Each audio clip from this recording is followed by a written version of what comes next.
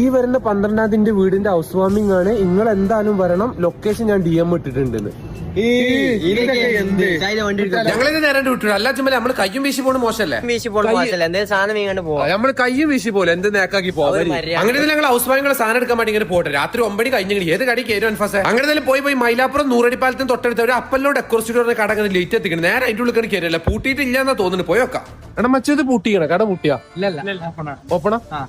ഞങ്ങളുടെ ഇവിടെ ഷട്ടറൊക്കെ ഇട്ട് കട അടക്കാൻ വേണ്ടി നിൽക്കണം. അതൊന്നും മേം ബാജ്മല പിന്നെ പരിപാടി നടക്കൂല. ഞങ്ങൾ നേരെ എന്തെങ്കിലും കടന്റെ ഉള്ളിൽ ചെയ്യുന്നത്. അല്ല ചുമല എന്ത് പ്ലാൻ നമ്മൾ ചെയ്യും? എന്താ നമുക്ക് പ്ലാൻ എന്ത് ചെയ്യും?